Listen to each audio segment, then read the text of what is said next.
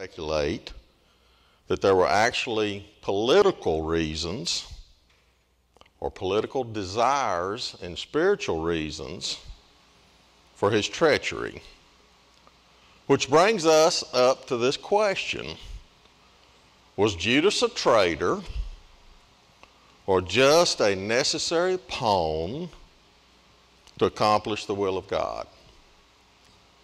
And hopefully, with these few lessons here, I have no idea how long it will take, Brother Steve, that we can help answer this question.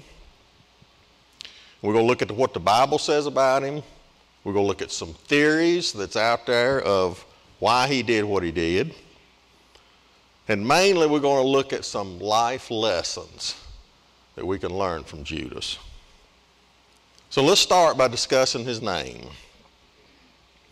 Now, in the Bible, his name is actually mentioned as two names: Judas Iscariot. Now, his first name, Judas, was a common name back in those days, and it was simply a Greek form of Judah. And some say that this name, Judas, actually comes from the meaning Jehovah leads. Others think it references one who is the object of praise. What a paradox those two references are. If Judas means Jehovah leads, there was never an individual who was more obviously led by Satan than Judas. And if Judas means one who is the object of praise, there was never an individual more unworthy of praise than he was. Now, his last name, Iscariot, is a word that has also generated a lot of speculation. Some have tried to trace the roots of that name to a man of lies, but the most likely explanation is simply the name of the town where he and his family lived. And most scholars identify that town as being Kerioth, which is located in the district around Jerusalem. And what's interesting about this is this town no longer exists. But if this was in the fact Judas's home and his family, this would make this disciple a Judean. And since the rest of the apostles were from Galilee, this may indicate that from the very beginning, Judas was really never one of the boys. So apart from these speculations, we know nothing more about Judas, his background, his upbringing, or his family. Now, when we start looking in the Bible at the names of the 12 disciples, we see that the name of Judas always appears last. Matthew chapter 10, verses 1 through 4. And when he had called unto him his 12 disciples, he gave them power against unclean spirits, to cast them out, and to heal all manner of sickness and all manner of disease.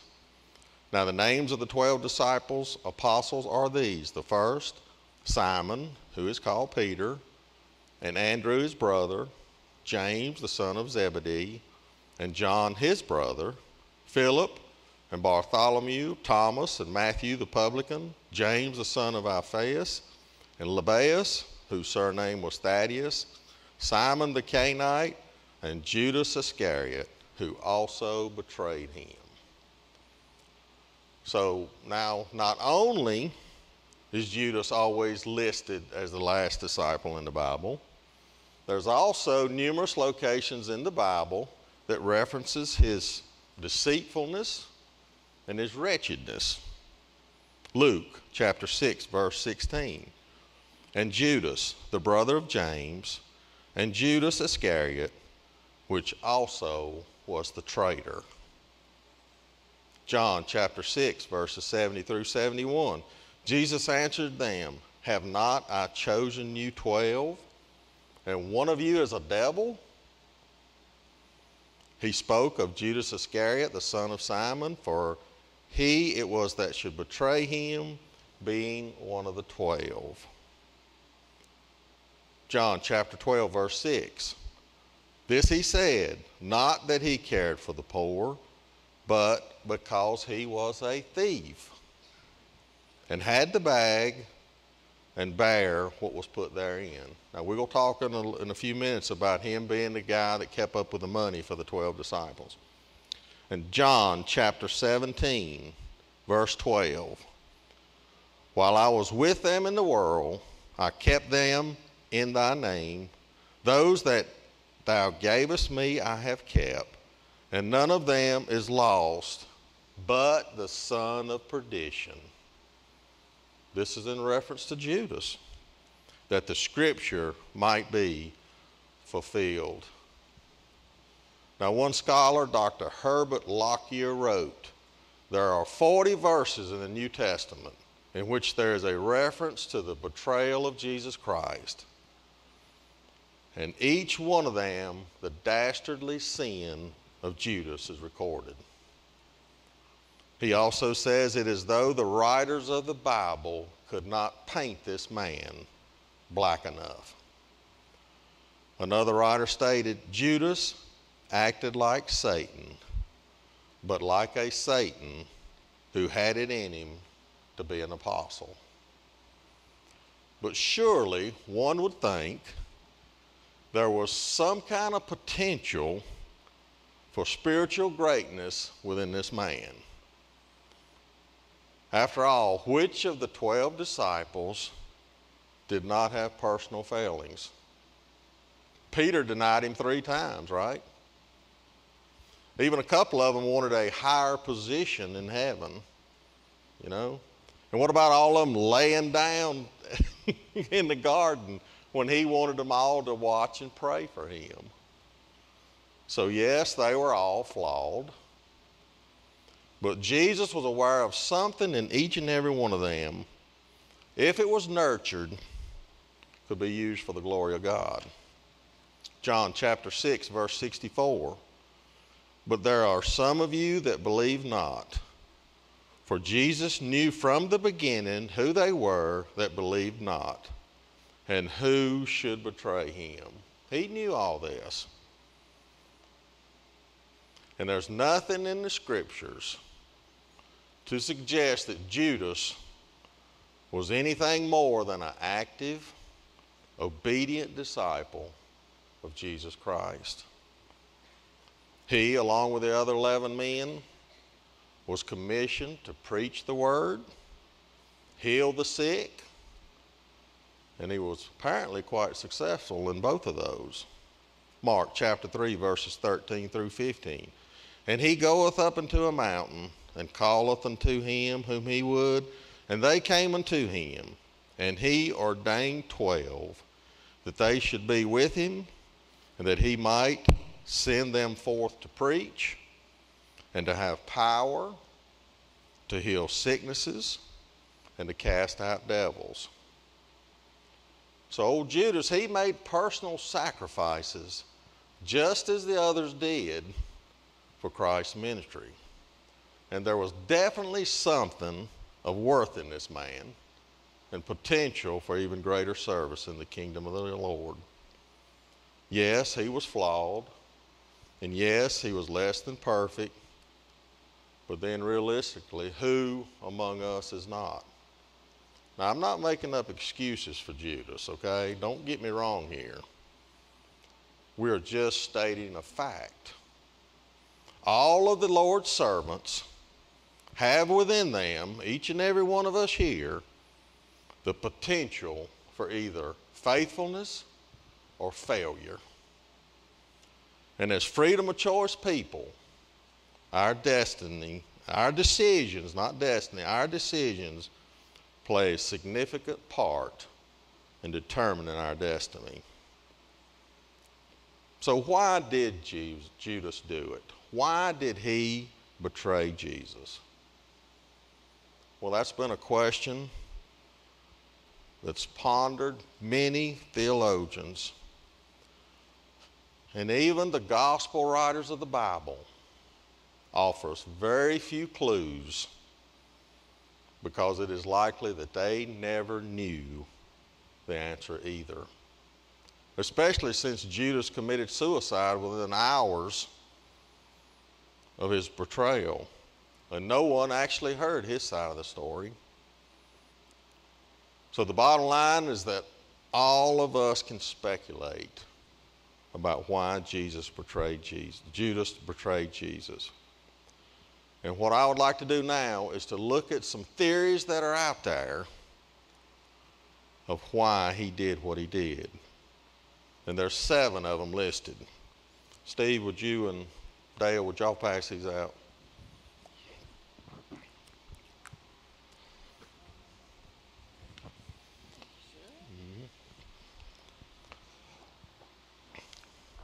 This is kind of like my lesson on apologetics that I did a few months ago. I just want to give you something to think about, Samantha.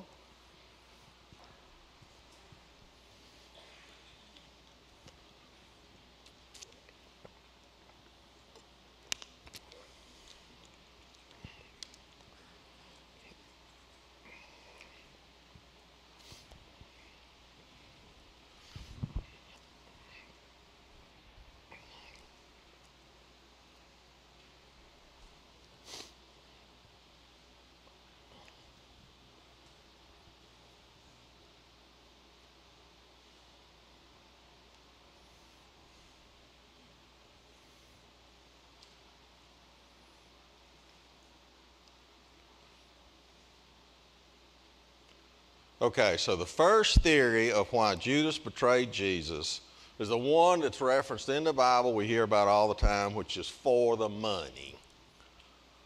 So one of the major sins of Judas was his greed for money. And we know from the scriptures that Judas was actually the one that was in charge of the disciples' money. He was their treasurer. John chapter 13, verse 29.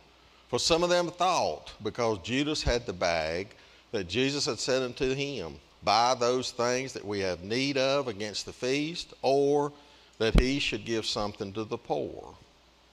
So there was definitely somebody that needed to be in charge of the funds, whether it was given to the poor or while they traveled around or whatever, to help them with their financial part.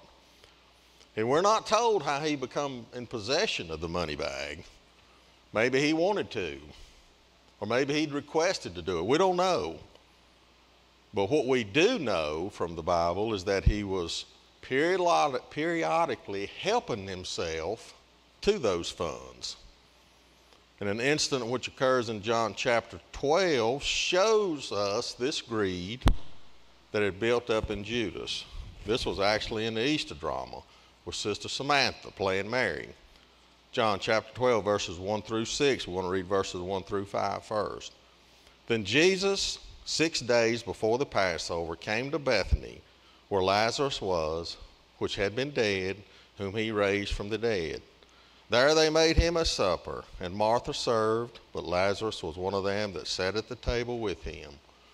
Then took Mary a pound of ointment of spikenard, very costly, and anointed the feet of Jesus, and wiped his feet with her hair. And the house was filled with the odor of the ointment. Then saith one of his disciples, Judas Iscariot, Simon's son, which should betray him, why was not this ointment sold for 300 pence and given to the poor? Now, in response to Mary's act, here we see the first time that Judas says anything in the Bible. Verse 6. This he said, not that he cared for the poor, but because he was a thief, and had the bag, and bare what was put therein. Now here the Greek word for bare means pilfering, or to steal. And Judas did not become a thief at this point. He had always been one. He had probably been stealing money for the past 3 years from this money bag, the entire time that he had been there.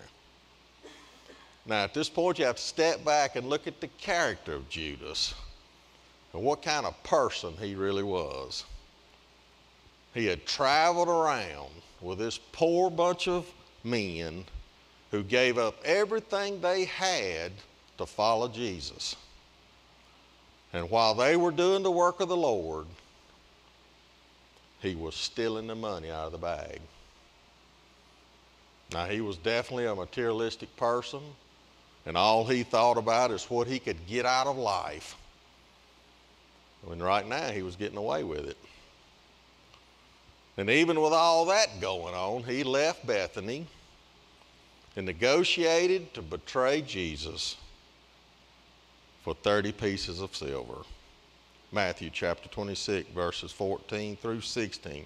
Then one of the 12, called Judas Iscariot, went unto the chief priest and said unto them, What will ye give me, and I will deliver him unto you?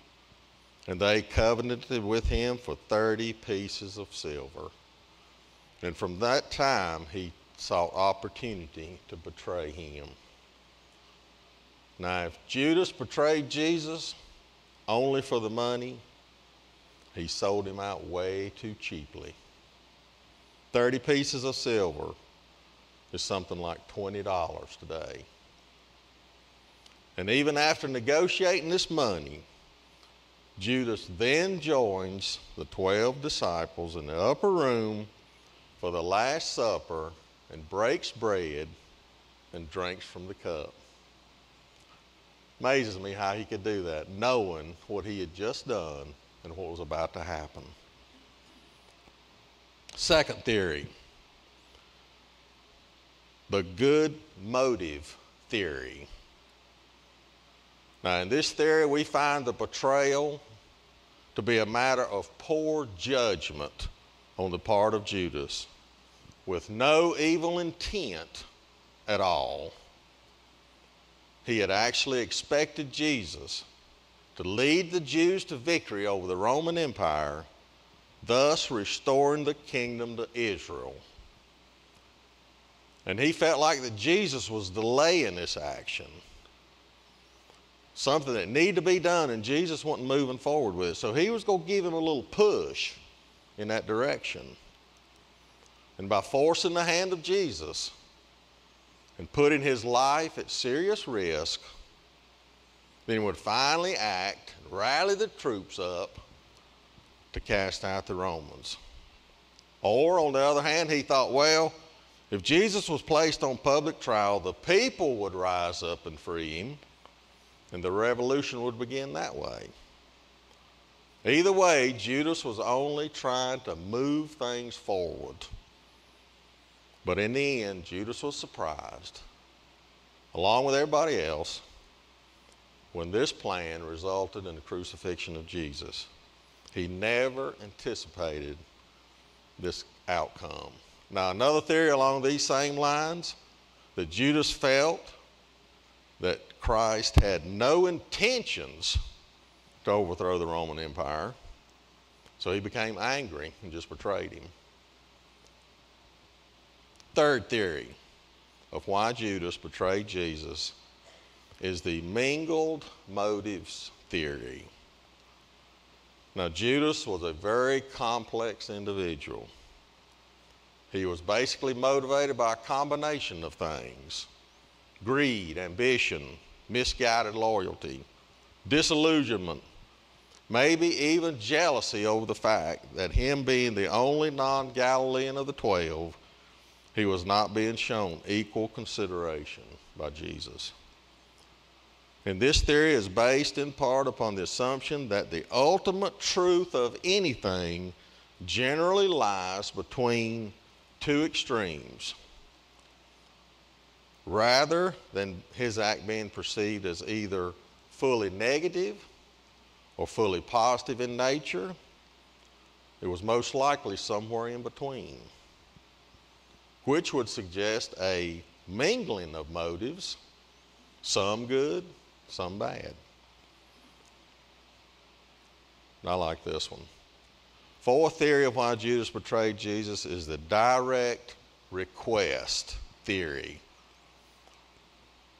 This theory states that in the days prior to his crucifixion, Jesus took Judas aside and asked him to betray him.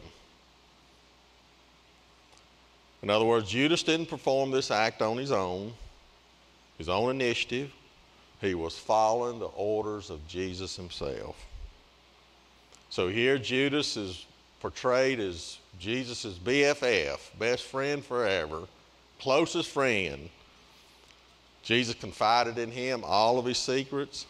So Jesus wanted a friend to perform this duty rather than by an enemy performing it. So he asked Judas to sell him out. But by doing this, Jesus warned Judas that in carrying out this request, you're going to be criticized, you're going to be condemned by all men, but I will promise you a position in heaven if you do this. And as wild as this theory seems, there is a growing interest in this. The 5th theory of why Judas betrayed Jesus is the Satan incarnate theory. Some has actually gone as far to say that Judas was not truly human or was only partly human, being a reincarnation of Satan himself. Just as goodness took on human form, so also did evil. Thus, Judas was the flesh and blood manifestation of the devil, just as Jesus was the flesh and blood manifestation of the Father. John chapter 6, verse 70. Jesus answered them, "Have not I chosen you 12, and one of you is the devil?" Just as the demons recognized Jesus for who he was, so also did Jesus recognize them, and also their master Satan, when he saw them. Thus, he is said to have welcomed Satan, which was Judas in this case, into his band of disciples so as to daily do battle with him. The 6th theory of why Judas betrayed Jesus is the Judas myth theory. This one's interesting too. In Muslim literature, Judas is often viewed as a hero rather than a villain.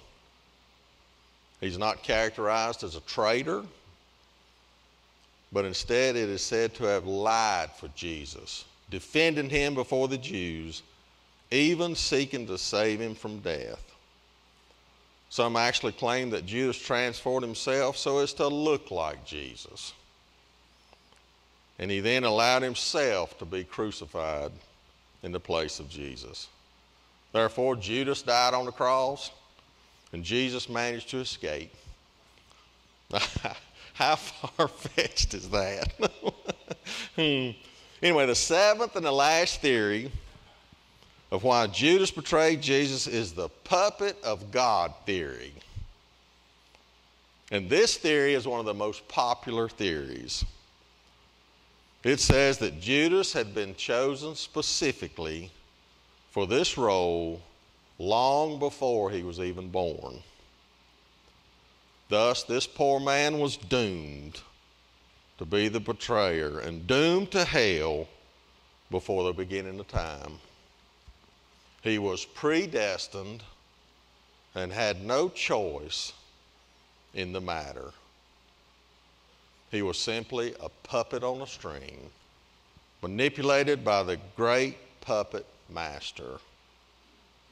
Now, if this view is true, then this raises some very serious questions about our God and his dealings with mankind. So, do we have free will, or is our fate determined before we are even conceived?